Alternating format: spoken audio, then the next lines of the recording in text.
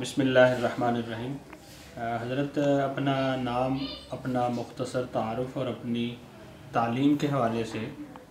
کچھ ارشاد فرمائیے۔ محمد یعقوب میرا نام ہے۔ 1986 میری تاریخ پیدائش ہے اور جائے پیدائش بستی عبداللہ، تحصیل رجحان، ضلع راجن پور ہے، اور ابتدائی تعلیم جامعہ اسلامیہ ڈیرہ غازی خان میں حاصل کی، اور دورہ حدیث 2005 میں جامعہ خیر المدارس ملتان سے میں نے کیا ہے۔ حضرت مولانا محمد عبدالعزیز صاحب حافظہ اللہ کے ساتھ آپ کا تعلق کب سے ہے اور ان کی رفاقت آپ کو کب سے میسر ہے؟ حضرت مولانا عبدالعزیز غازی حافظہ اللہ سے جو تعلق ہے وہ تو بچپن سے ہے، ظاہر ہے کہ رشتہ داری بھی ہے، اور پھر حضرت مولانا عبدالعزیز غازی حافظہ اللہ کی سرپرستی میں ہی تعلیم حاصل کی، اور جہاں بھی گیا حضرت مولانا عبدالعزیز غازی حافظہ اللہ کے مشورے سے گیا، حتیٰ کہ جب 2005 میں میری فراغت ہو رہی تھی تو اس وقت بھی اپنے گاؤں میں، اپنے علاقے میں،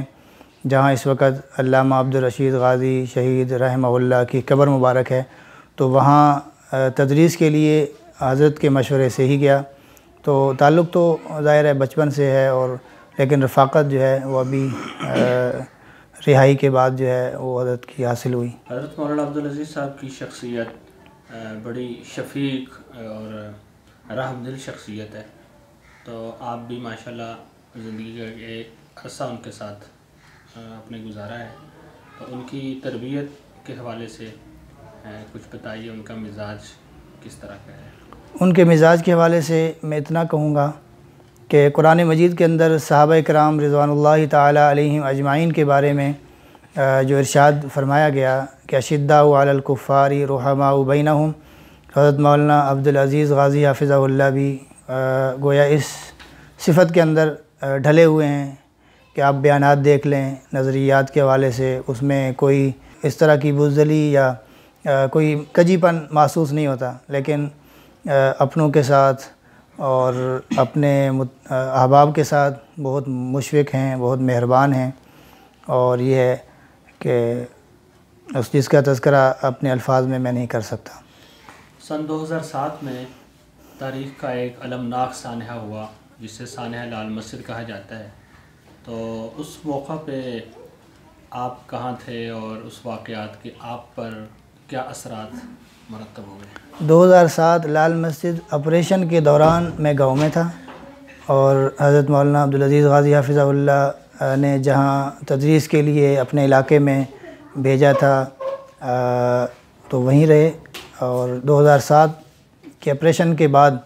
پھر میں اسلام آباد آ گیا تھا۔ آپ سانحہ لال مسجد کے بعد گرفتار بھی ہوئے، اور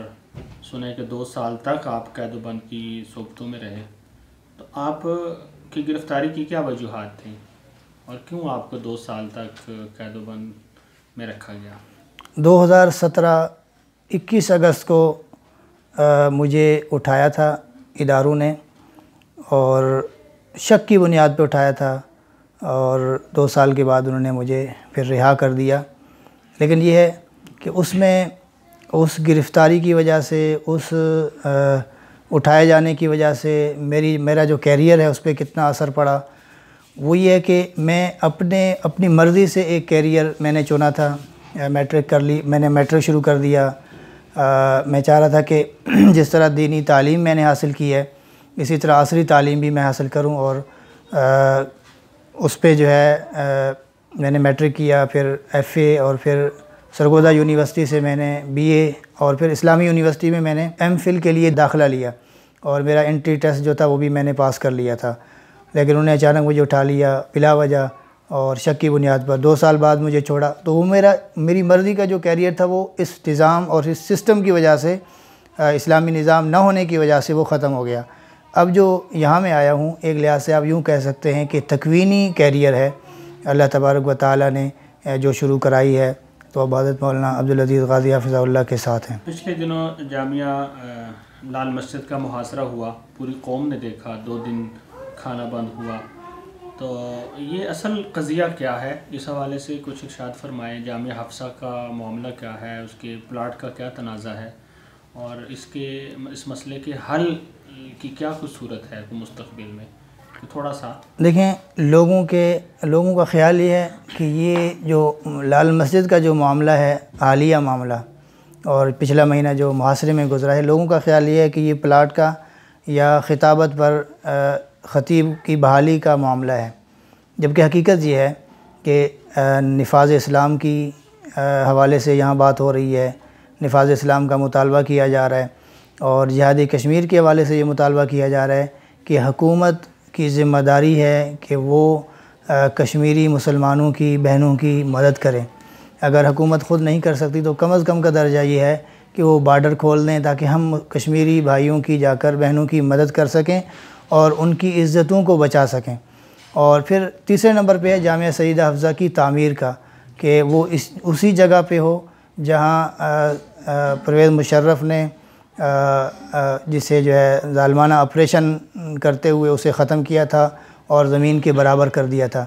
اور چیف جسٹس افتخار چودھری صاحب نے جو فیصلہ دیا تھا کہ جامعہ سیدہ حفصہ اسی جگہ پہ تعمیر ہو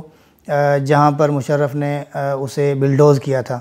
تو یہ تو تیسرے نمبر پہ ہے جامعہ سیدہ حفصہ کی تعمیر، سب سے پہلا نفاذ اسلام۔ اور ابھی جتنے بھی محاصرے ہوتے رہے اس میں لوگوں کو یہ تاثر دیا جاتا رہا کہ یہ پلاٹ کا معاملہ ہے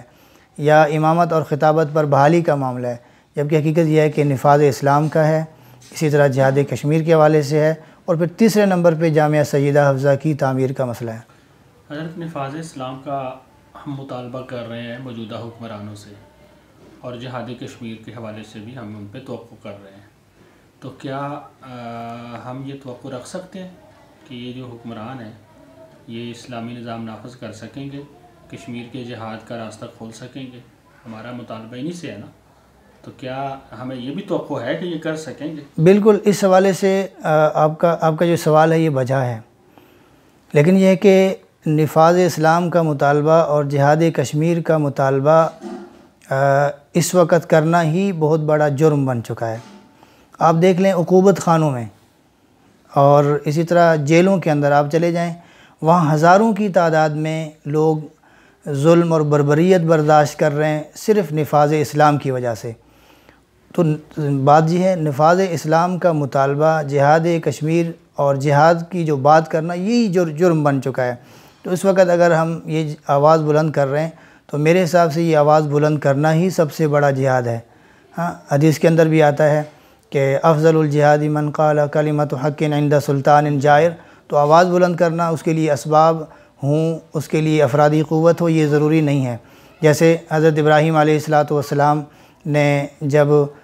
بتوں کو توڑنے کا فیصلہ کیا تو کوئی افرادی طاقت نہیں تھی، افراد تھے ہی نہیں، تنہا انہوں نے بتوں کو جا کے توڑا اور لوگوں کو اللہ رب العزت کی وحدانیت کا درس دیا۔ تو ہم بھی وہی کر رہے ہیں۔ آخری سوال ہے، بہت سے حضرات کا یہ سوال ہے کہ نفاذ شریعت کی جو آواز مولانا عبدالعزیز صاحب بلند کرتے ہیں یہ ان کی انفرادی آواز ہے، جبکہ ملک کے بڑے بڑے جید علماء کرام ہیں، مذہبی جماعتیں ہیں، وہ اس حوالے سے کم از کم ان کا ساتھ دیں، ان کے ساتھ چلیں، وہ یہ چیز بھی ہمیں نظر نہیں آتی۔ کیا وجہ ہے کہ مولانا نے انفرادی راستہ ہی کیوں اختیار کیا ہے؟ بنیادی بات یہ ہے کہ میں نے 2 سال قید و بند کی جو صعوبتیں برداشت کی ہیں، میں نے یہ سیکھا ہے کہ علماء کے اندر قربانی کا جذبہ ہی ختم ہو گیا ہے۔